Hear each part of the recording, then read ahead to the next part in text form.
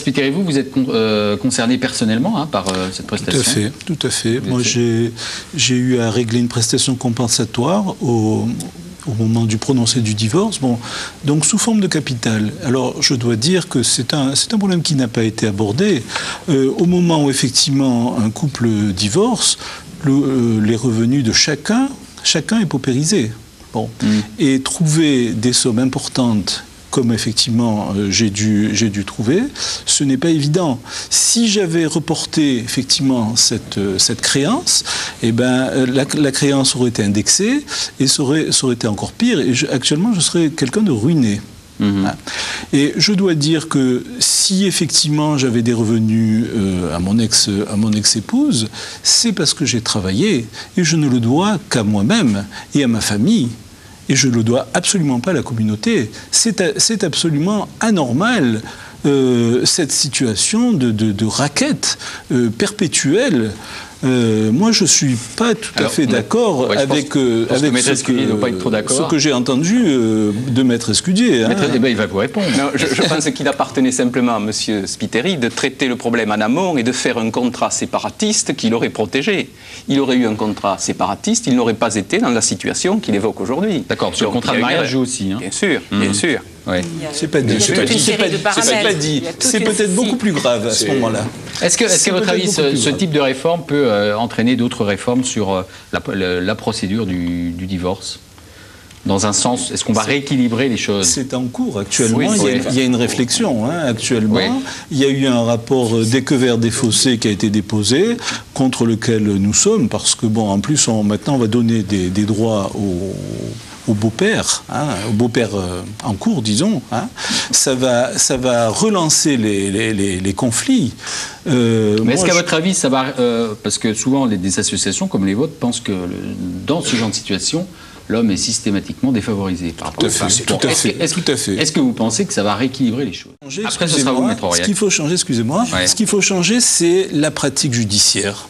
La loi est ce qu'elle est. Vous dites que les juges appliquent. Ce qu'il faut changer, c'est l'état d'esprit des pratiques judiciaires. Je crois que c'est ça. Une fois que effectivement, on pourra, un homme et une femme pourront effectivement passer devant un juge aux affaires familiales, et ils seront entendus de manière égalitaire, tous ces problèmes seront réglés.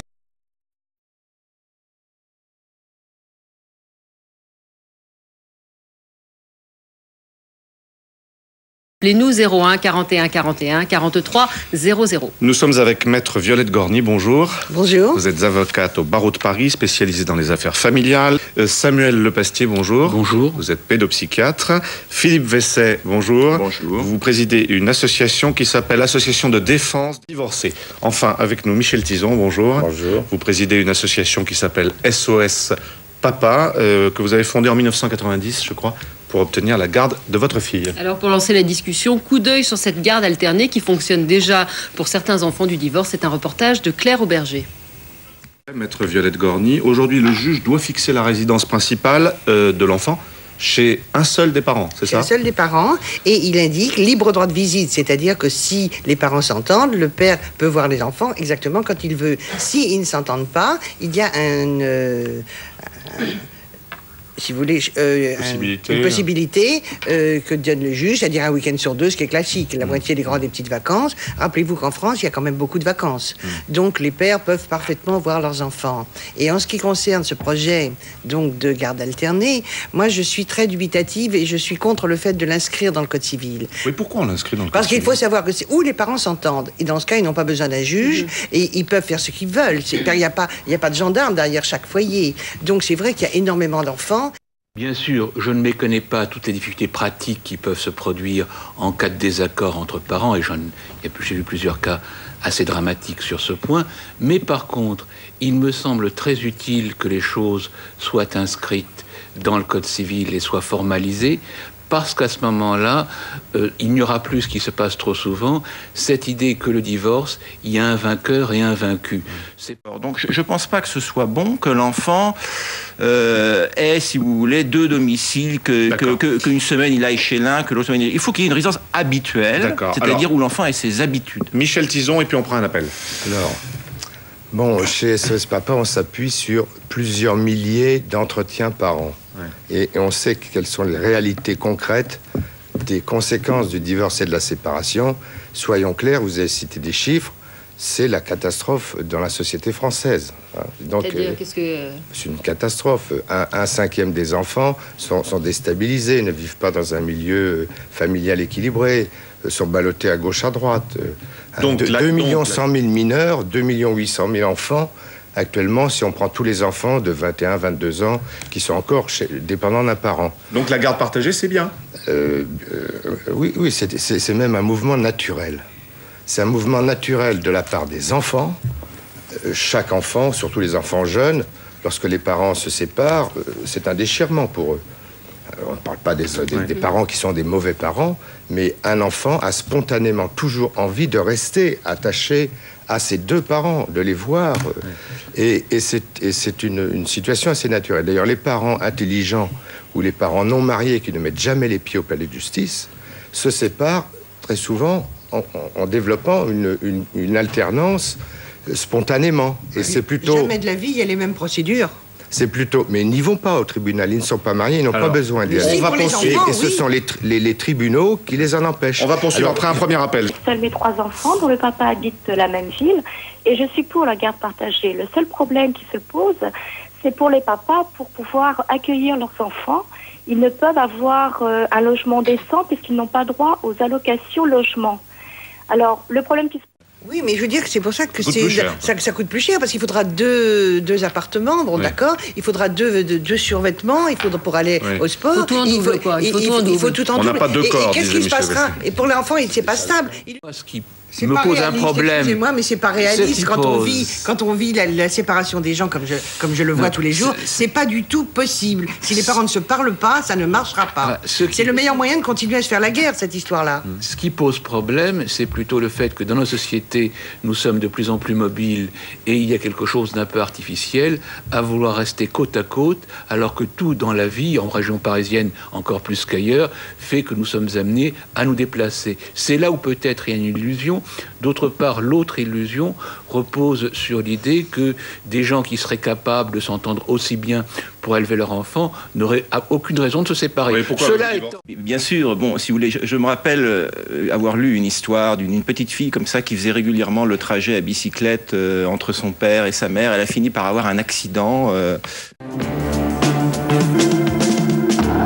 Nous parlons des enfants du divorce. Aujourd'hui, faut-il renforcer le droit des pères en cas de divorce? Allons-nous vers une garde partagée pour les enfants? On en parle au lendemain des propositions de Ségolène Royal, des propositions qui devraient être normalement examinées en juin par les députés. Appelez-nous 01 41 41 43 00. Conseil pratique aux pères divorcés. Et puis le président de SOS Papa est avec nous, c'est Michel Tison, avec une publication, c'est mensuel ça, c'est cela? Trimestriel. Et on va faire un gros plan, si on peut, sur le dessin de ces deux enfants qui nous expliquent, l'un, je vais enfin voir mon papa ce week-end, et l'autre qui dit, moi, je garde papa 2 semaines, puis maman 2 semaines. La situation est assez bien résumée. Monsieur Brest nous appelle dans le Nord. Bonjour. Ils seront partagés pour aller les chercher. Oui. Michel Tison, vous n'êtes pas d'accord? Bon, alors, j'ai entendu quand même trop de choses totalement inexactes. J'ai 2-3 choses à corriger. Sur les chiffres, 9 enfants sur 10 sont confiés à la mère et un seul enfant sur 10 confié au père. Les pères naturels sont très mal lotis. Il n'y a que 13% des enfants dans le divorce qui soient confiés au père. Chez les pères naturels, c'est largement inférieur à 10%. Et les enfants naturels, c'est 40% des naissances actuellement. Donc, c'est bien plus mauvais que ce qu'on dit. Donc, ça va changer? Ça pourra changer. Non. Ensuite, si, parce que la France est condamnée par le Comité international des droits de l'enfant de l'ONU pour la discrimination faite entre les enfants naturels et les enfants légitimes. Donc, Ségolène Royal est obligée de corriger, la France est obligée de corriger ce point. C'est pas le même problème, ça n'a rien à voir. Eh bien, les pères naturels n'ont aucun droit. C'est en train d'évoluer. Quasiment aucun droit. Ils n'ont même pas l'exercice de l'autorité parentale dans beaucoup de cas. Ensuite, sur les voyages. Attendez, alors les voyages, oui. Ensuite, j'ai entendu parler tout à l'heure de « Oh, mais c'est pas possible qu'un enfant aille vivre chez un parent, puis aille chez l'autre. » C'est de l'instabilité. Mais on croirait que ces gens-là veulent dire Il ne faut même pas que les enfants aient de droit de visite. Un enfant qui se déplace tous les 15 jours ou tous les mois pour un week-end sur 2 ou un week-end sur 4 chez l'autre parent, il se déplace avec sa valise, il met ses livres scolaires dans son sac pour réviser, il emmène un cahier. Enfin, c'est pas tous le les 3 déplacement jours, c'est pas a tous lieu. les 3 jours ni tous les 4 jours. Attendez, on n'a pas parlé de garde alternée toutes les semaines, il n'y a pas de modèle. L'alternance est un concept beaucoup plus large. L'alternance, c'est l'alternance éducative. Chaque enfant a droit et a besoin de l'amour et de l'éducation de chacun de ses parents. Oui, ça, c'est et l'alternance...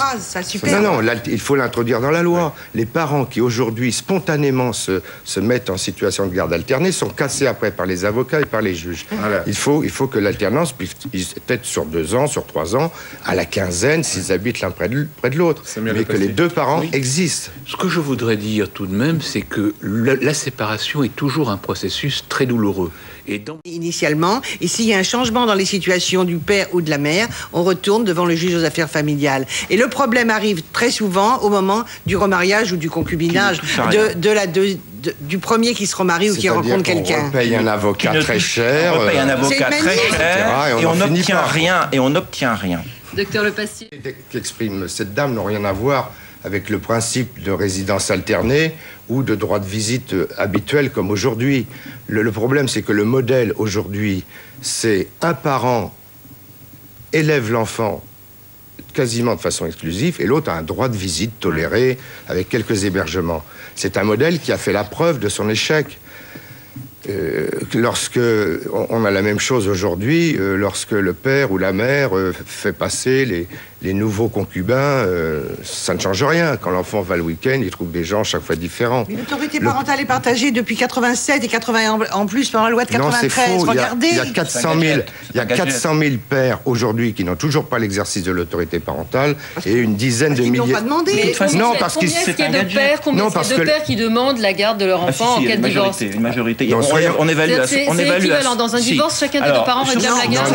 On évalue à 60% le nombre. Attendez, on évalue à 60% le nombre de pères qui forment explicitement la demande. Hein. Bon, alors, cela dit, effectivement, les magistrats produisent souvent d'autres chiffres. Bon, moi, il m'est arrivé de discuter avec des présidents de la Chambre de la famille qui avançaient le chiffre de 10%. Bon, attendez, on ne discute pas avec des magistrats, on s'adresse à l'INED ou à l'INSEE. Moi, je m'appuie sur les recensements, sur les études de l'INED et de l'INSEE. Bon, et sur les statistiques du ministère de la Justice. Il y a beaucoup de demandes conjointes. Il y a beaucoup de demandes conjointes. Et le père, la première concession, c'est de laisser la résidence principale à la mère pour éviter la guerre judiciaire. Et ce que je dis, moi, c'est que le résultat social est catastrophique. On ne peut pas faire pire que ce qui est fait aujourd'hui. Et il y a guerre judiciaire parce que chacun s'arrache l'enfant. Parce que le système aujourd'hui attribue l'enfant comme un objet à un parent ou à l'autre. Il faut donc passer à un système où la coparentalité est garantie, où la responsabilité conjointe des parents est mise en avant, où la parité parentale est la règle et où chacun des parents doit être responsabilisé, autant le père que la mère. Monsieur Pécaïa de Paris, à ce moment-là, on aura moins de guerre judiciaire. Merci. Monsieur Pécaïa de Paris, bonjour. Oui, bonjour. Eh bien, j'ai obtenu, à force de convaincre les juges, parce qu'il a fallu les convaincre avec mon épouse, qui était d'accord, d'avoir une sorte de garde alternée, si vous voulez. C'est pas écrit dans les textes, mais grosso modo, je les ai 15 jours par mois pendant mes repos. Et ça marche. Ça implique... Pardon ? Ça marche. Ça marche bien. Ça marche très bien, pour une raison simple. C'est parce que il y a eu beaucoup d'intelligence qui a été mise là-dedans.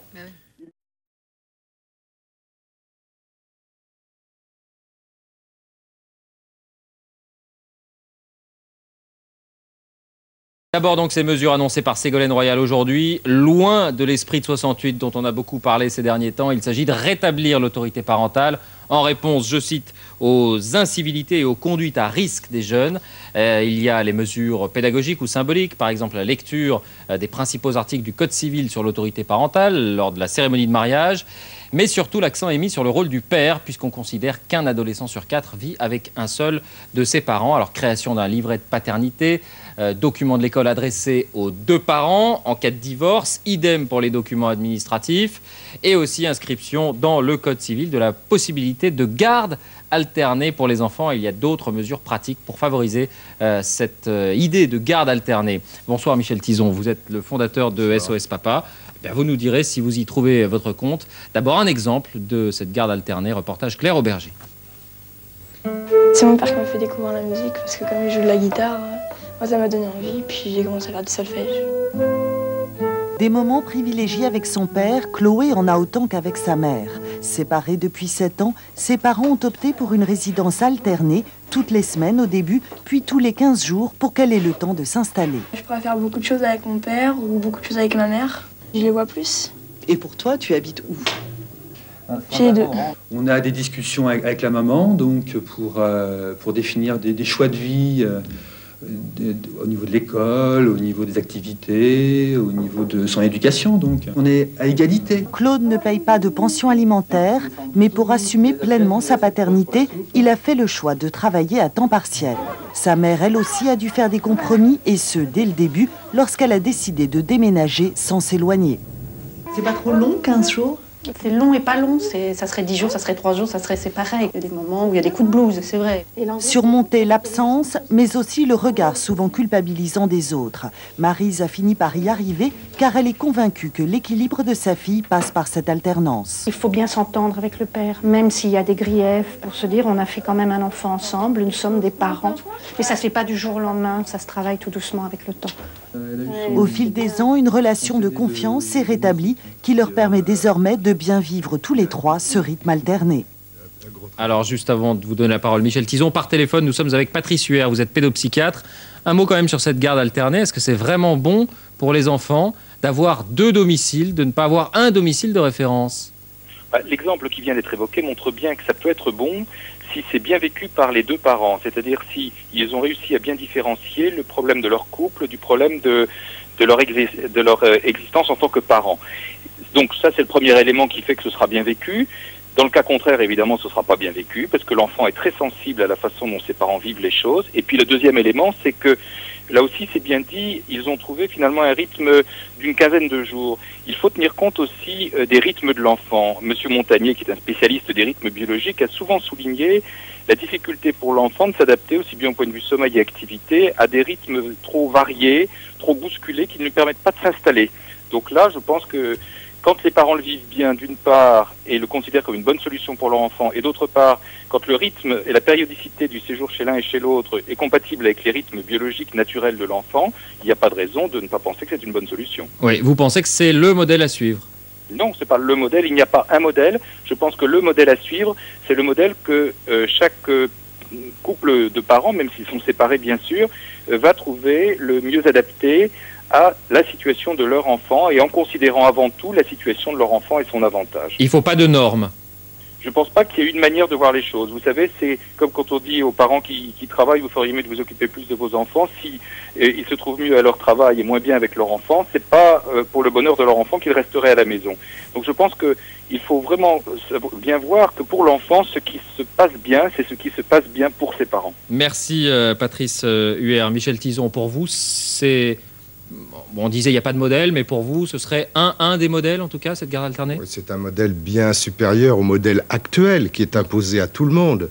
Le modèle actuel qu'on nous impose depuis des décennies, c'est l'enfant va être confié, on dirait pour l'élevage, à un parent, et l'autre aura des droits de visite et d'hébergement, et il sera complètement secondaire. Oui. Et en général, c'est le père qui est secondaire et plutôt la... Oui, 9 fois sur 10. Et c'est un modèle qui a démontré son échec et la gravité des conséquences au niveau de la société. Construire, développer, inciter à un modèle nouveau qui est le modèle le plus spontané. Un jeune enfant, lorsque ses parents se séparent, a spontanément toujours envie d'être entre l'un et l'autre. Oui. Mais vous avez affaire, j'imagine, très souvent à des pères motivés pour avoir une garde alternée, pour être le plus possible en contact avec leur enfant. Mais est-ce que le problème ne vient pas aussi souvent des pères qui, finalement, n'ont peut-être pas très envie et non plus de s'encombrer un jour sur deux. Je ne le nierai pas, mais le problème c'est qu'aujourd'hui, les bons pères et les mauvais pères ne sont pas distingués. De la même façon que les mères responsables et les mères irresponsables ne sont pas distingués non plus. Je pense que ce modèle fait ses preuves dans la pratique. Les parents intelligents, souvent, se mettent dans une situation de garde alternée spontanément, et ce sont les avocats et les juges qui leur disent non, non, c'est pas autorisé, non, non, ou les psychiatres, non, non, c'est pas... Qui alimente un peu la guérilla. C'est pas bon. Ouais. C'est pas bon. La meilleure façon de se séparer aujourd'hui, avant les nouvelles lois à venir, c'est quand on n'est pas marié et qu'on ne met jamais les pieds au tribunal, on se sépare si on est intelligent, avec un respect, dans le respect de l'intérêt de l'enfant, et on alterne la résidence. Oui. Mais cette notion de résidence, je voudrais qu'on comprenne bien qu'il faut l'étendre, pas à 1 semaine ou 2 semaines, mais à une alternance équilibrée de vie tout au long de la jeunesse de l'enfant entre ses 2 parents. Ça peut être 3 ans, 6 ans, 3 ans, 4 ans, lorsque les parents sont très éloignés. Il faut instituer ce modèle, c'est quand même largement supérieur. Et Michel Tizon, juste un petit point que je conteste. Depuis Françoise Dolto, on entend des trucs, les psychiatres, les pédopsychiatres disent des choses, 10 ans après disent le contraire, et il n'y a pas de règle en la matière. Il n'y a pas de déstabilisation d'un enfant à aller chez l'autre parent, puisque c'est déjà ce qui se fait un week-end sur 2. Lorsque un week-end sur 2, l'enfant prend son sac pour aller rendre visite à son père, mais son père... Ça peut être plus déstabilisant d'y aller juste pour 2 week-ends par mois que vraiment de partager un domicile. Si on est vraiment installé, pourquoi pas? Parce qu'un enfant qui prend... Quand ma fille faisait le voyage à travers toute la France pour venir me voir... 1 fois par mois, 8 jours de vacances, elle avait ses livres scolaires, ses cahiers dans son sac. Donc ça n'a pas, il n'y a aucun inconvénient à ce que l'enfant bouge. Il faut qu'il vive bien entre ses 2 parents, et c'est vrai qu'il faut adapter les situations à la situation de chacun des parents. Il n'y a pas de règle fixe. Vous avez l'impression qu'il y a un retour de balancier et qu'on prend plus en considération le rôle du père, peut-être face effectivement à ces problèmes d'incivilité, de délinquance qu'on constate? C'est une de nos thèses. Vous savez, les propositions de Madame Ségolène Royal, presque toutes, nous les proposons, nous, depuis plusieurs années. Il suffisait de nous lire, à la limite. Et effectivement, pour nous, il y a des conséquences... en matière de viol des droits de l'homme.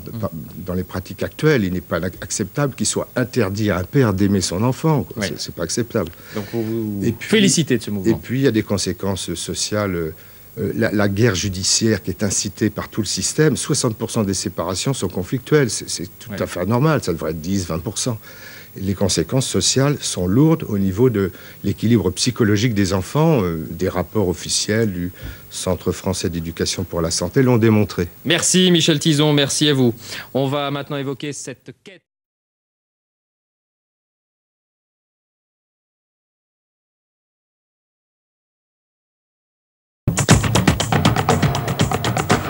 Du nouveau pour les pères divorcés. Ségolène Royal, la ministre de la Famille, a annoncé ce matin une réforme de l'autorité parentale. Le père aura maintenant un peu plus de droits après le divorce, notamment avec la garde alternée.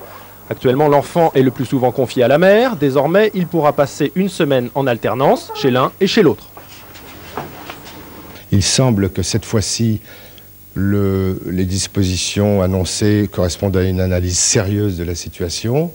Mais nous serons vigilants, bien sûr, quant à la rédaction précise des lois et quant à la mise en œuvre de ces lois. Une garde alternée qui peut avoir des effets très différents selon les enfants. Peut-être ça peut leur donner une stabilité aussi, d'être 1 semaine chez l'un, 1 semaine chez l'autre. Et puis chez certains, je pense que ça peut les déstructurer complètement, et surtout chez les petits. Et les petits qui en plus ne vont pas donner leur avis avec des mots. Donc là, les petits, il faut vraiment écouter ce qu'ils vont montrer au niveau de symptômes, de mal-être. Autre mesure, les pères pourront maintenant se faire rembourser plus facilement les soins médicaux de leur enfant s'il n'est pas à leur charge. Les bulletins scolaires seront désormais envoyés aux 2 parents. Enfin, un livret de paternité symbolique sera attribué au père. Autant de mesures qui devraient rééquilibrer les droits entre les 2 parents divorcés. On estime qu'aujourd'hui, 500 000 enfants ne voient jamais leur père.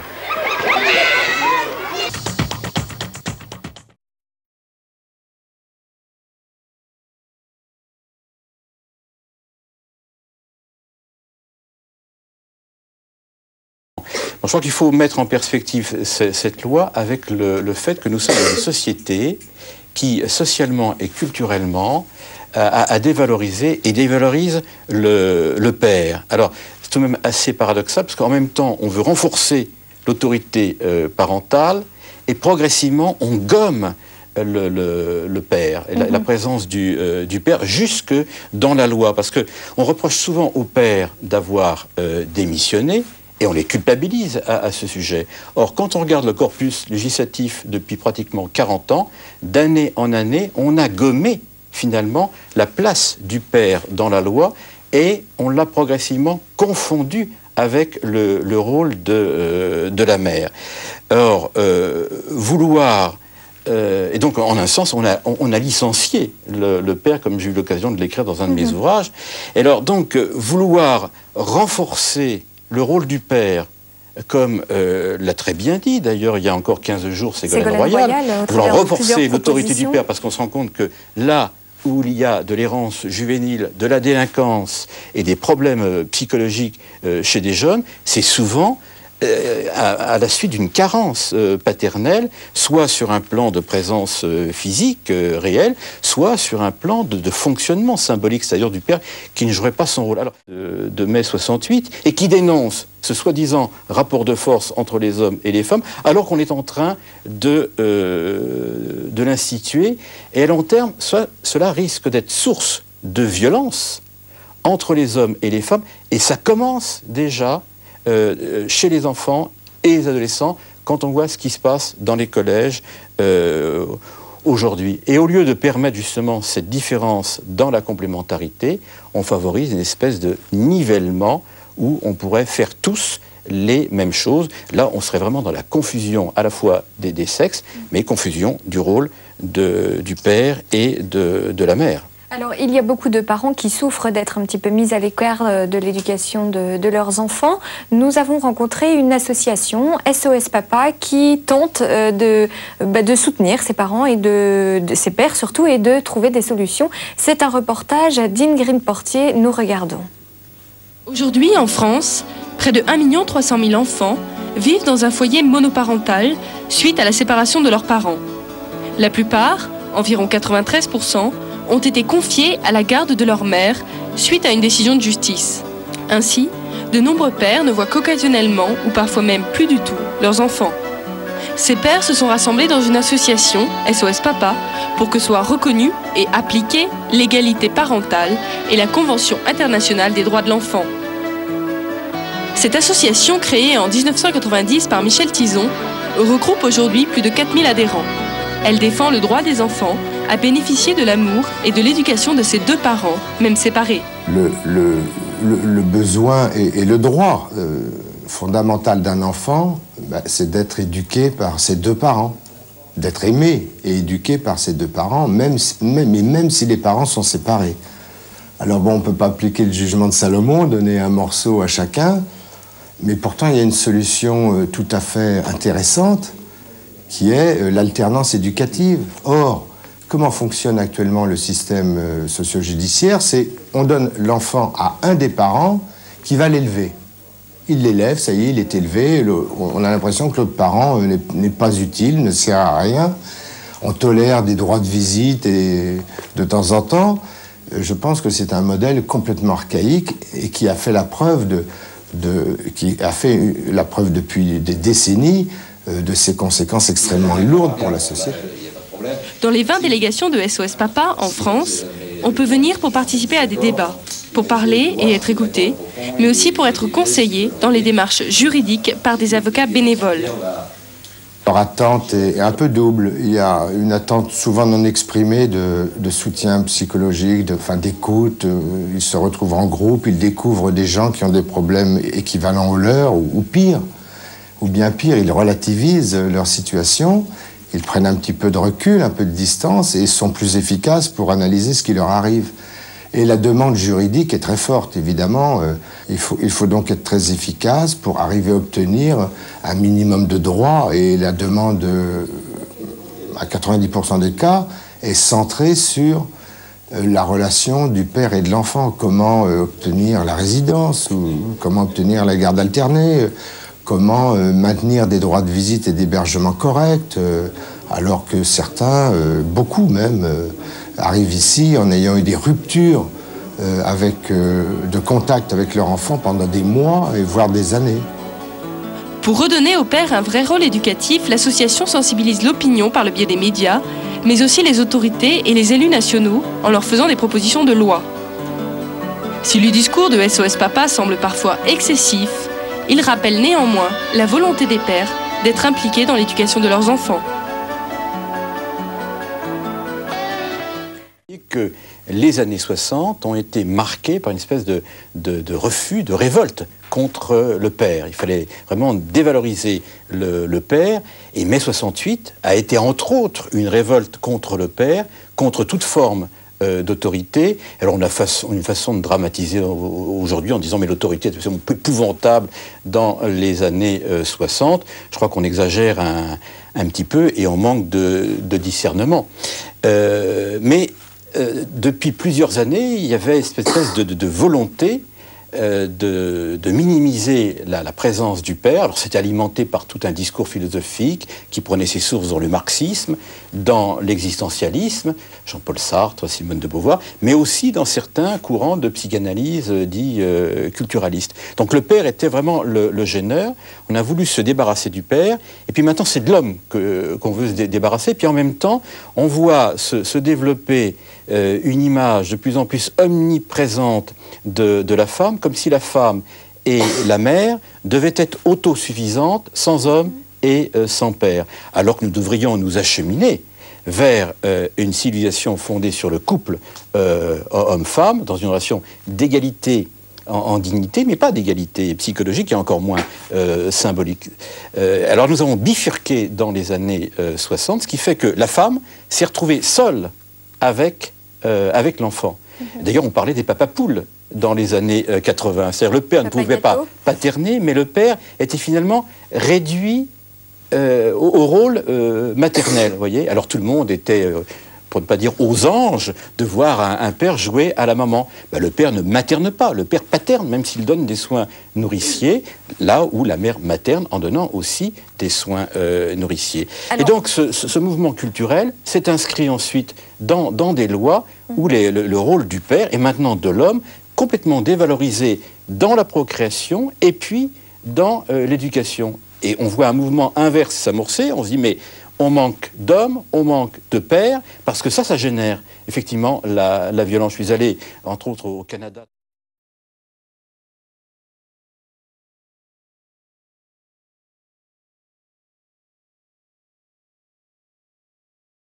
L'autorité parentale partagée va devenir la règle commune, et ce, quelle que soit la situation matrimoniale des parents. Et puis, troisième décision, c'est peut-être l'une des plus polémiques, la fameuse résidence alternée. On va vivement encourager pour les enfants du divorce la résidence alternée. Une semaine chez papa, une semaine chez maman. Ce principe devrait être inscrit prochainement dans le Code civil. Aujourd'hui, 9 enfants sur 10 vivent chez leur mère. Alors question, assistons-nous à la revanche des pères? Ne passe-t-on pas d'un excès à l'autre? Les pères sont-ils enfin en train de gagner la bataille du divorce? Quelques-unes des questions que nous allons poser à nos amis. Michel Tizon, président de l'association SOS Papa, fondée en 1990. C'est l'une des 3 grandes associations qui défend les pères. Vous défendez en particulier les pères privés de droits vis-à-vis de leurs enfants. C'est le cas, pourquoi? Parce que les pères ne la demandent pas et que les pères ne sont pas organisés pour cela. Donc, il y a eu des études de fait. Alors, si vous voulez, c'est les 15% qui se battent pour les avoir. Et bien, à ce moment-là, c'est à peu près moitié-moitié. Qui a été combattu pendant très longtemps de résidence alternée.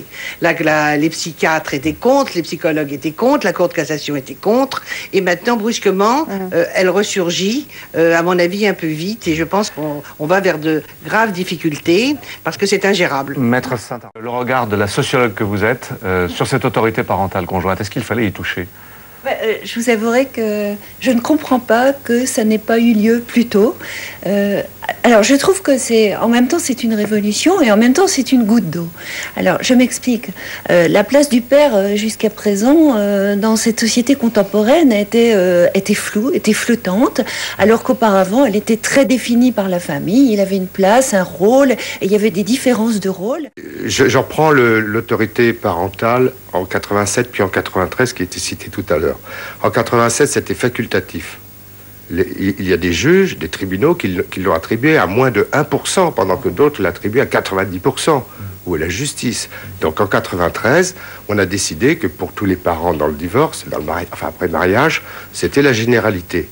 Mais en 93, les députés ont donné la même autorité parentale aux pères et aux mères mariés, mais pas aux pères naturels. Il fallait des conditions exotiques.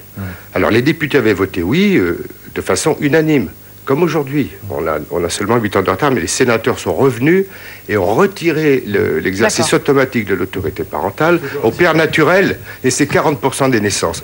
Donc on institue aujourd'hui l'exercice en commun de l'autorité parentale de façon systématique, y compris pour les parents naturels, parce que la France est condamnée par les conventions internationales, par le comité de l'ONU. Ça existe déjà, ça existe. Alors, un père naturel qui n'avait pas cohabité, pas déclaré son enfant, reconnu son enfant avant 1 an, etc., et n'avait pas droit à l'exercice de l'autorité parentale, et s'était retiré de façon massive aux pères qui n'avaient pas la garde des enfants. Et il y a encore 300 000 pères en France qui n'ont pas l'exercice de l'autorité parentale, et ça va durer des années et des années. Nicole Prière, est-ce que c'est le retour des pères? Est-ce que c'est la revanche des pères, de certains pères? Je ne pense pas que ce soit la revanche de certains pères. Je ne pense pas que ce soit la revanche de certains pères. Je pense que c'est effectivement la prise en compte de l'importance du père dans le développement de l'enfant.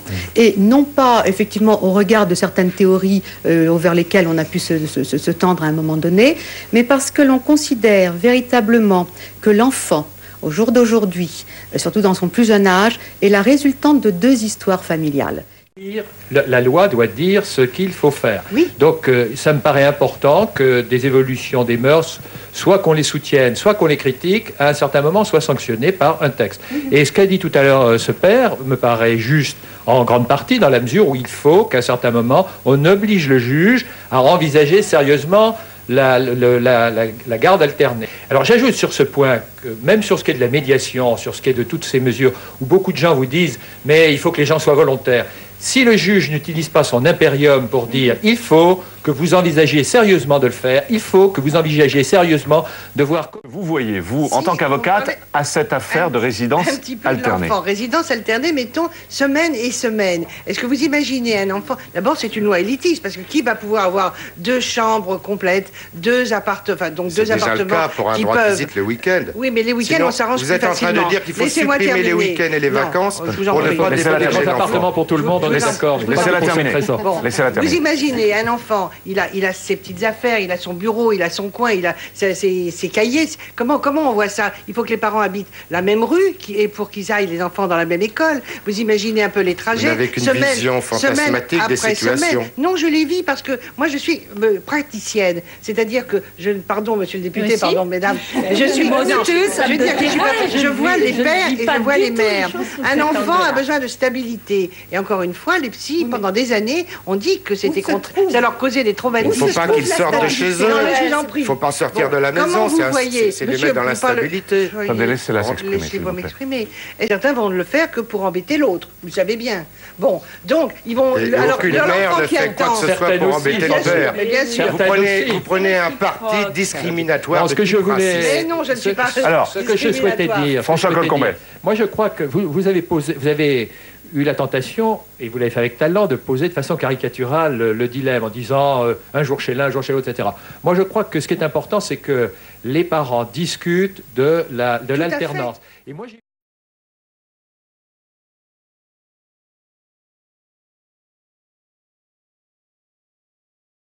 Des mesures concrètes dès le mois d'octobre pour restaurer un symbole de la famille, l'importance du père. Chaque futur papa recevra bientôt un livret de paternité.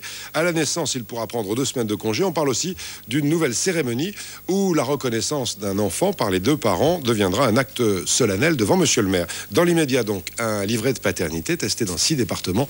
Explication de Marion Gauthier et Marie-Laure Bonnemain. Ce livret est pour vous le père. Avec votre femme ou votre compagne, vous avez attendu votre enfant. Ainsi commence le livret de paternité, un petit fascicule sobre d'une 15aine de pages que chaque futur papa recevra dès la déclaration de grossesse. Le texte pédagogique détaille les droits et devoirs parentaux, les aides aux familles et les droits et devoirs de l'enfant. Il souligne la place et le rôle du père. Les devoirs du père, je ne saurais pas comment dire, c'est être très présent auprès de sa famille, de ses enfants, de les élever au mieux, leur apporter tout ce qu'il faut, puis beaucoup d'amour surtout. Diffuser un livret destiné au père, c'est réaffirmer la nécessité d'une relation triangulaire autour de l'enfant dès sa naissance. C'est légitimer son intervention et identifier son rôle.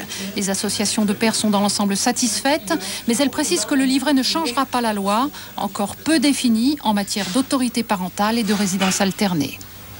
C'est pas mal dans le fond, mais enfin c'est juste une amorce, quoi. Parce que quand l'enfant naît, tout va bien, tout le monde est heureux. Ce qu'il faudra, c'est pouvoir ressortir le livret de paternité quelques années plus tard, quand les parents vont commencer à se déchirer. C'est quand même un quart des parents qui se séparent. On dit qu'ils sont sans repère, mais voici que tout le monde reconnaît leur importance. La loi est en discussion, la société bouge, un livret leur est destiné. En janvier, ils pourront bénéficier d'un congé de paternité, de quoi accéder au bonheur d'être père.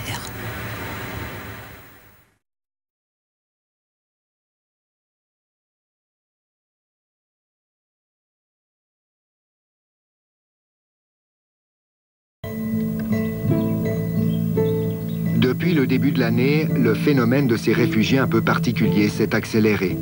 Ce ne sont plus une ou deux mamans, mais désormais une quinzaine de familles qui sont arrivées à Lausanne pour se mettre sous la protection du CID.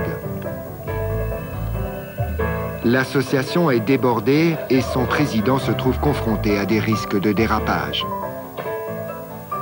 Moi, je ne tiens pas à être un organisme qui planque les mamans et qui leur organise des fuites. Non, je vais saisir aussi les autorités judiciaires françaises, je vais leur écrire, je vais les saisir pour leur dire, écoutez, voilà ce à quoi je suis confronté, à vous de régler ce problème. Moi, je ne peux pas apporter le poids de toutes ces mamans qui arrivent.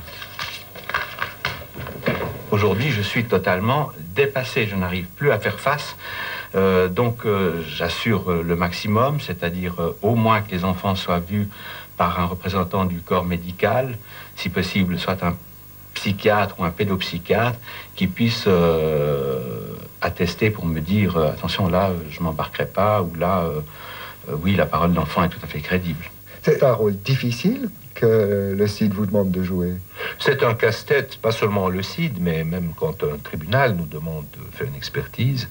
Tout médecin, tout spécialiste doit être prudent dans ce qu'il dit et conscient de ses limites.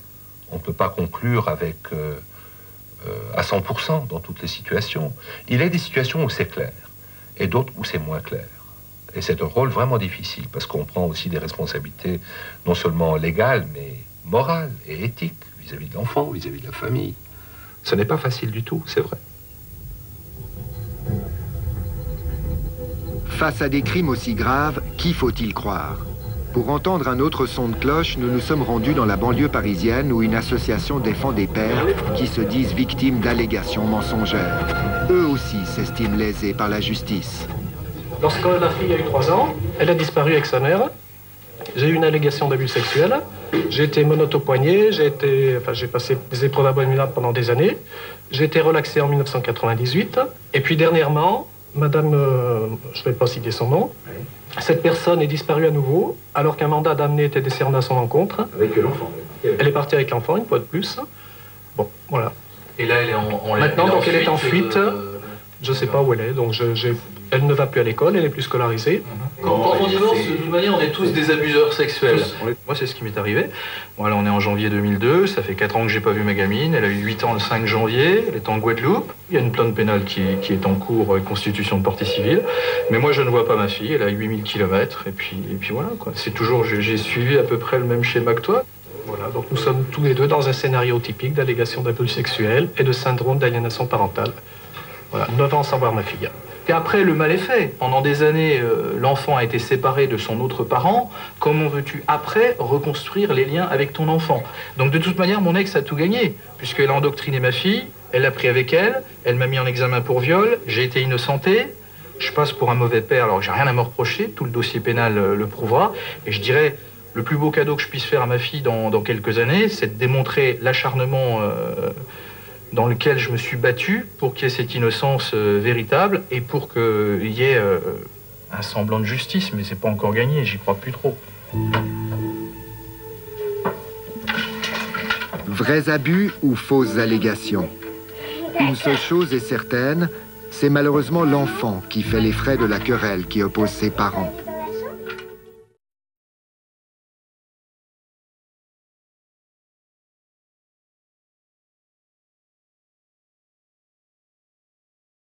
Son livre sort cette semaine et le procès en appel a lieu mardi. On récapitule cette histoire dont vous avez beaucoup entendu parler à la télé avec Alexis Trégaron.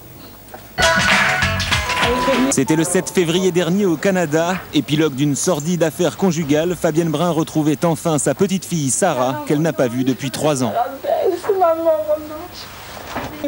Point de départ de ce long cauchemar, le 24 février 99. Après 8 ans de vie commune avec Habib Ekbal, un réfugié politique iranien nationalisé français, Fabienne Brun veut se séparer et obtenir la garde de leurs 2 filles. Ce soir-là, une violente dispute oppose le couple. Habib lacère le visage de Fabienne avec un couteau et s'enfuit avec Sarah, alors âgée de 4 ans. Fabienne Brun obtient qu'un mandat d'arrêt international soit prononcé et qu'Habib soit jugé par contumace à 3 ans de prison, mais il reste introuvable. Brun mobilise aussi la presse et suite à différents passages à zone interdite, envoyés spécial ou encore chez Mireille Dumas, des témoins l'informent qu'Habib vit au Canada. Absolument pas ses enfants. Marc Habib Ekbal, quant à lui, est extradé en France, rejugé à sa demande pour faire valoir sa version des faits. Pour Marc Ekbal, la blessure de sa compagne n'était qu'un accident. Une défense qui n'a pas convaincu le tribunal. Le 27 mai dernier, Habib Ekbal est condamné à 3 ans de prison, dont 2 fermes. C'est pas normal, 3 ans avec un sursis, parce que c'est la première fois qu'il fait ça. Ça veut dire laisser lui le temps de me tuer et puis d'enlever ses 2 enfants la prochaine fois. Donc oui, je trouve que c'est une peine qui ne veut pas dire grand-chose. Certains observateurs, pourtant, jugent au contraire la peine excessive pour l'équilibre psychologique de Sarah. Le père a commis une faute en privant l'enfant, la petite fille de sa mère pendant 3 ans. Bon, nous sommes hostiles à ce genre de comportement. Mais, chose ahurissante, au retour, la justice nantaise et la mère font la même chose et privent à nouveau l'enfant de son père en créant un second traumatisme. Vous avez réfléchi pour savoir. Une situation traumatisante que Fabienne tente à sa façon d'expliquer à ses filles. En fait, papa, il va rester 2 ans en prison. Hein. Depuis le verdict, Fabienne Brun continue de médiatiser son histoire en publiant « Retrouver Sarah ». La famille Ekbal, elle, de son côté, ne cesse de crier à l'injustice sur un site internet de soutien. Pour eux, Habib est un père innocent en prison, victime de lynchage médiatique et d'une justice raciste. Fabienne Brun, bonsoir. Bonsoir. Merci d'être là pour terminer cette émission avec nous.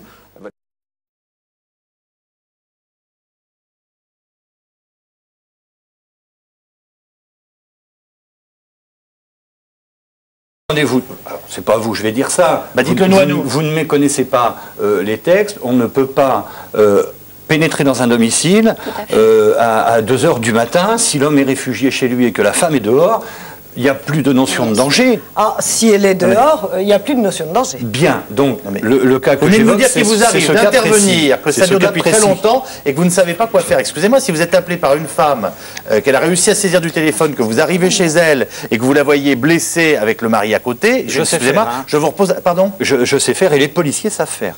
Et vous mettez je vous assure, donc vous embarquez le gars. Bien sûr. Voilà. Ah bon, ben voilà. Alors, mais que ceux qui nous regardent n'aient pas l'impression que ça vaille jamais le coup de vous appeler parce que c'est ce qui aurait été plus grave quand même. Il y a une notion de légalité. Il y a une notion de légalité. Personne ne le conteste. On ne peut pas pénétrer à l'intérieur d'un domicile après 21 heures. Il faut qu'on nous ouvre la porte. Bien entendu. On ne peut pas non plus appréhender la personne quand il est chez lui. Donc là, après, il y a des subtilités. Il suffit de convaincre, mais on y arrive. Mais on y arrive et on peut les faire. Je pense qu'il ne faut pas faire le procès des institutions pour le moment. Il faut d'abord que les femmes puissent savoir qu'elles sont victimes de violences, qu'elles en prennent conscience pour le déclarer. Il y en a très peu qui en ont conscience. Et dans le cas de violence psychologique, c'est encore pire. On ne va pas appeler la police parce qu'on est mal, votre mari vous détruit, vous arrivez au travail, vous vous avez perdu toutes vos capacités, vous êtes attaqué par votre patron, parce que c'est vrai que vous faites mal votre travail. Bon, ces situations-là de cumul de violences au conjugal et au travail, qui sont vraiment fréquentes, c'est pas à la police. Le problème, c'est que ces femmes qui sont dans cette situation, qu'elles prennent conscience qu'elles c'est pas normal que ça se passe comme ça. Oui, alors, donc il faut sensibiliser. Moi, je pense qu'il faut sensibiliser aussi les femmes et leur dire qu'elles doivent avoir recours, que c'est un délit, mais le travail est à faire aussi auprès des femmes. Moi, je suis très sensible à ce que vous êtes en train de nous dire, mais que peuvent-elles faire le procès. Elles vont discuter avec leur DRH dans leur entreprise. Non, mais non, pas du tout. Il faut que les femmes, il faut informer, former dès leur plus jeune âge les gens, les sensibiliser pour dire c'est pas normal qu'un mari se comporte comme ça. Il n'a pas tous les droits. C'est pas lui qui juge de tout ce qu'on fait dans le ménage. Il n'a pas à dire à sa femme tous les jours qu'elle est nulle. Ça, c'est un problème. C'est un problème qui n'est. Il faut qu'elle sache que c'est un délit. Enfin, je pense que non. Michel Bernard. Donc là, on est dans un problème culturel, tel que vous le décrivez. On va néanmoins vers une difficulté. Je vais vous dire pourquoi. Il faut que la femme sache que quand elle prend des coups de poing, des coups de pied, que quand elle est victime de violences physiques caractérisées, c'est un délit et les institutions doivent suivre. Et si elle a conscience que c'est un délit, et si la police travaille bien, et si les parquets, et si les juges travaillent bien, ça va.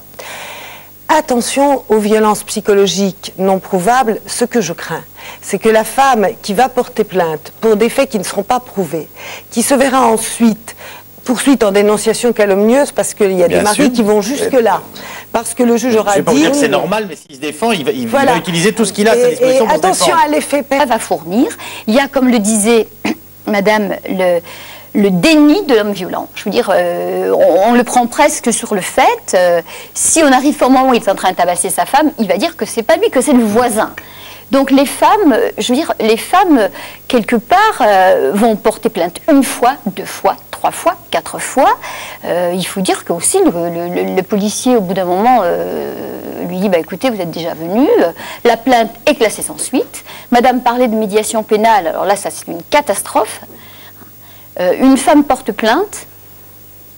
La plainte, pour ne pas être classée sans suite directement, madame est convoquée à une médiation pénale. Qu'est-ce que c'est une médiation pénale? C'est tout simplement une rencontre qu'on pratique entre l'auteur et l'agresseur. On les met au même niveau. Non, pardonnez-moi. D'abord, à Paris aussi, l'accueil s'est considérablement amélioré depuis, disons, à peu près 10 ans. Il y a beaucoup plus de femmes très bien accueillies avec des plaintes recueillies. Les abus de main courante, à Paris, on en voit beaucoup moins qu'il y a 10 ans. Ça, c'est clair.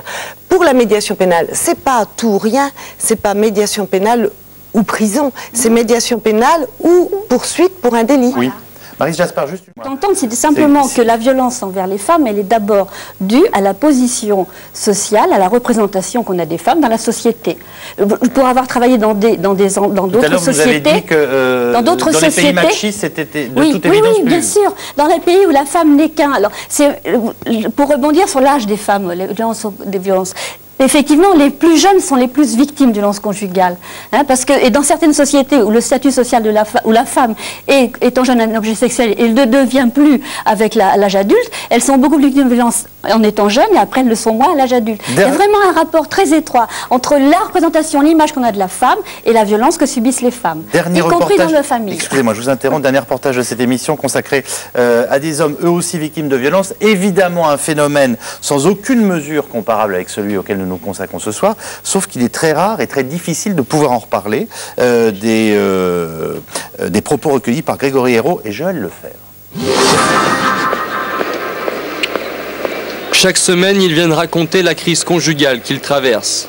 L'association SOS Papa représente pour beaucoup un refuge. Chacun a sa propre histoire qu'il dévoile sans craindre le regard de l'autre. Les témoignages s'enchaînent. Ce jour-là, un jeune père de famille en instance de divorce évoque les violences physiques que sa femme lui a infligées à plusieurs reprises. C'était, excusez-moi, elle vous a griffé réellement, sévèrement. Je veux dire, vous aviez des... J'ai gardé les marques environ pendant 3 semaines sur le visage.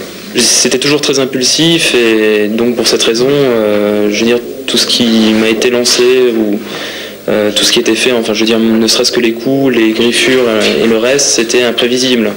Donc, vous avez été blessé plusieurs fois? Par des bleus, oui. Les griffures donc m'ont laissé quand même des belles marques pendant un certain temps. J'aimais ma femme et je ne voulais pas porter plainte et je ne ripostais pas. De multiples agressions vécues comme autant d'humiliations. Lors de toutes les réunions, de nouvelles victimes font part de leur cas, mais le sujet reste encore tabou. Les hommes préfèrent subir la situation en silence par crainte de faire sourire. C'est une censure absolue, quoi. Un homme, ça ne pleure pas, un homme, ça n'a pas mal, un homme, c'est robuste, c'est le plus fort. Il y a quelque part le risque, je pense, de passer pour une femmelette, un type minable. Il y a une censure. Mais je vous dis, si cette censure morale est dépassée, les plaintes ne sont pas acceptées au commissariat de police. Les hommes battus ne seraient pas suffisamment pris au sérieux selon les associations qui défendent les pères célibataires. Le phénomène resterait trop marginal pour la police comme pour les instances judiciaires. Spécialisé dans les procédures de divorce, maître Jean-Pierre Cuny n'hésite pas à dénoncer une justice qu'il qualifie de sexiste. C'est une ordonnance, on est au contact d'hommes qui viennent vous dire assez régulièrement « je suis l'objet de violences physiques de la part de ma femme, j'ai des certificats médicaux » et d'ailleurs certains d'entre eux produisent de tels certificats dans le cadre des procédures. Moi je n'ai jamais vu que ces certificats étaient pris en compte, au même titre que ceux qui sont produits par les femmes lorsqu'elles sont l'objet de violences physiques. Raphaël se bat pour la garde de ses enfants depuis plusieurs mois. En pleine procédure, ce père de famille n'aurait jamais pensé subir un jour la violence au quotidien de la part de celle qu'il aimait. Aujourd'hui, c'est dans le plus strict anonymat qu'il a souhaité témoigner. On a honte, monsieur. On a honte. On a honte, monsieur, parce que, vous savez, vous régressez. C'est-à-dire vous régressez au stade presque d'enfant. Et à ce moment-là, ce qui se passe, c'est que la femme le sent. Et un homme qui régresse au stade d'enfant est méprisé par une femme. Jusqu'au jour où vous réagissez. C'est-à-dire qu'elle vous traite de lavette, de gros mots, je préfère pas vous les dire, parce que vous êtes trop gentil. La première fois qu'elle a levé la main sur vous, quelle a été votre réflexion à ce moment-là? Je ne pensais pas qu'elle était capable de faire ce genre de choses. Elle m'a carrément donné un coup de pied pratiquement en plein visage, en plein milieu de la nuit. Et chaque fois qu'elle a levé la main sur moi, je gardais simplement le bras comme ça, de façon à la tenir à distance. Et je lui disais, tu peux toujours taper sur moi, jamais je ne réagirai. Voilà, Vous n'avez jamais levé la main sur elle Moi, jamais. En France, seul 1% des violences conjugales viserait les hommes, d'après une étude de l'Union européenne. Pour les victimes comme Raphaël, aucune permanence téléphonique n'a été mise en place, ni de véritable structure d'accueil. Et vous me disiez, c'est pas possible ce chiffre. On ne peut pas finir là-dessus. Dites-le. C'est n'importe quoi ce chiffre, il n'a aucun fondement. Je suis désolée. On ne peut pas finir là-dessus. J'entends bien. Je crois que ça fausse complètement l'ensemble de l'émission qui était tout à fait intéressante. Je pense que tout le monde s'est bien exprimé. Mais pourquoi ça vous met dans cette fureur-là? Parce que vous finissez sur un pauvre homme battu, victime. Je veux dire, c'est absolument absurde. On est en train de parler d'un phénomène de société qui touche exclusivement les femmes, et tout d'un coup on termine sur un malheureux homme. Vous savez ce que disent les hommes violents? Je viens travailler là-dessus en ce moment, sur des interviews d'hommes violents. Ils disent tous, c'est de sa faute, elle l'a cherché. Elle avait qu'à pas me chercher. C'est ça, c'est de sa faute. Ils n'avouent pas qu'ils sont hommes violents. Il se trouve que maintenant, avec votre réaction, je suis désolé, mais je termine cette émission sur cette dernière intervention que moi j'estime assez violente et je pense que vous avez eu le temps de la faire en ces termes. C'est un peu dommage, mais c'est ainsi. C'est simplement que c'était très bien de faire cette émission. Nous l'assumons tous ensemble. Non, madame, je suis désolé. Non. Tous les deux. Pardon. Il arrive que le combat soit, ils se battent tous les deux. Oui, mais dans ce cas-là, on n'est pas dans un rapport de force, c'est pas tout à fait la même chose. Non, mais c'est dommage de finir sur cette image. Quoi qu'il en soit, nous nous retrouvons lundi à 18h et en public et en direct. Merci beaucoup d'avoir suivi cette émission et passez un très bon week-end à l'écoute de France 5. Bonsoir.